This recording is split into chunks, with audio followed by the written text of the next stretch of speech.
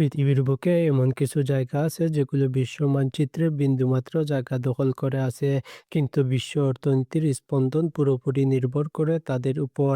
আর এমন একটি স্থান হলো হরমুজ প্রণালী। পারস্য উপসাগর আর ওমান উপসাগরের মাঝে অবস্থিত এই সংকীর্ণ জলপথটির প্রস্থ সর্বোচ্চ ৩৯ কিলোমিটার, আর এই অল্প জায়গা দিয়ে প্রবাহিত হয় বিশ্বের মোট তেল চাহিদার ১/৫। প্রতিদিন প্রায় ২ কোটি ব্যারেল অপরিশোধিত তেল এবং তরল প্রাকৃতিক গ্যাসের বিশাল অংশ এই পথে ট্যাংকার বোঝাই হয়ে যায় বিশ্বের বিভিন্ন প্রান্তে। এটি কেবল একটি জলপথ নয়, এটি বিশ্বের শিল্পায়নের প্রধান শিরা। হরমুজ প্রণালী বন্ধ হলে থমকে যাবে বিশ্ব অর্থনীতি। ইউরোপের জ্বালানি মজুদ শূন্যের কোঠায় চলে আসবে। হরমুজ প্রণালীর অবস্থান এমন যে এটি আক্ষরিক অর্থেই পারস্য উপসাগরের দেশগুলোর জন্য একমাত্র সমুদ্রপথ। সৌদি আরব, ইরান, ইরাক, কুয়েত, কাতার, বাহরাইন ও সংযুক্ত আরব আমিরাতের যাবতীয় সামুদ্রিক রপ্তানি বের হতে হয় এই পথ দিয়ে।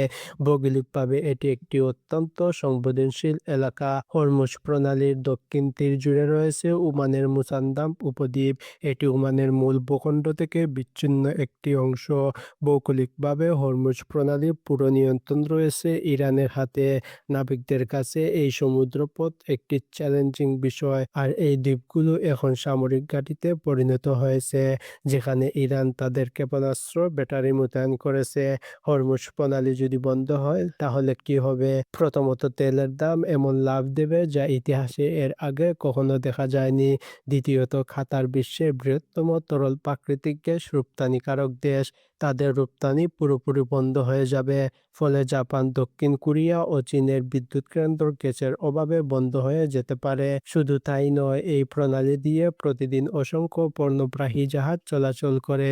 উপসাগরীয় দেশগুলোর খাদ্য আমদানি, নির্মাণ সামগ্রী, ভোগ্য পণ্যের সিংহভাগ আসে এই পথ দিয়ে। তাই হরমুজ প্রণালী বন্ধ মানে শুধু জ্বালানি সংকট নয়, উপসাগরীয় অঞ্চলে দুর্ভিক্ষও শুরু হয়ে যেতে পারে। এ কারণে সৌদি আরব ও সংযুক্ত আরব আমিরাতের মতো দেশগুলো দীর্ঘদিন ধরে বিকল্প পাইপলাইন নির্মাণের চেষ্টা করেছে, যাতে হরমুজ প্রণালীকে বাইপাস করে লোহিত সাগর বা ভূমধ্যসাগরে তেল পৌঁছানো যায়। কিন্তু এখন পর্যন্ত এই প্রচেষ্টা সীমিত। কিন্তু হরমুজ প্রণালীর গুরুত্ব নতুন নয়। ষোড়শ শতাব্দীতে পর্তুগিজ নাবিক আলফোনসো দা আলবুকার্ক এই প্রণালীর কৌশলগত অবস্থান বুঝতে পেরেছিলেন। তিনি হরমুজ দ্বীপ দখল করে পর্তুগিজ দুর্গ স্থাপন করেন। তখন থেকে এই পথ দিয়ে মসলা ও সিল্কের বাণিজ্য নিয়ন্ত্রণের লড়াই শুরু হয়। এরপর ওমানি, আরব, সাফাবি, পারস্য, অবশেষে ব্রিটিশ ইস্ট ইন্ডিয়া কোম্পানি এই প্রণালীর নিয়ন্ত্রণ নেয়। ব্রিটিশদের সময়ে এই অঞ্চলে তেল আবিষ্কৃত হলে হরমুজ প্রণালীর গুরুত্ব আরও কয়েক গুণ বেড়ে যায়। ব্রিটিশ নৌবাহিনী এই জলপথ পাহারা দিত, যাতে উপনিবেশের জ্বালানি নির্বিঘ্নে পৌঁছায়। ১৯৭১ সালে ব্রিটিশরা উপসাগর থেকে সরে গেলে মার্কিন যুক্তরাষ্ট্র সেই শূন্যস্থান পূরণ করে। আর তখন থেকেই হরমুজ হয়ে ওঠে স্নায়ুযুদ্ধের একটি নতুন প্রান্তর। হরমুজ প্রণালী আজ ইরানের কাছে কেবল একটি জলপথ নয়, এটি তাদের শক্তির প্রতীক।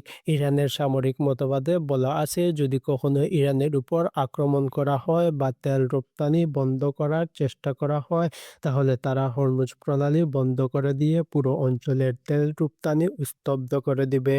এটা শুধু হুমকি নয়, ইরানের কাছে রয়েছে অ্যান্টিশিপ মিসাইল, স্পিডবোটের বিশাল বহর এবং পানির নিচে রাখা নৌমাইন। এসব দিয়ে তারা পৃথিবীর সবচেয়ে শক্তিশালী নৌবহরকেও চ্যালেঞ্জ জানাতে পারে। মার্কিন যুক্তরাষ্ট্রের পঞ্চম নৌবহর বাহরাইনে অবস্থান রয়েছে, যার কাজই হলো এই প্রণালী খোলা রাখা।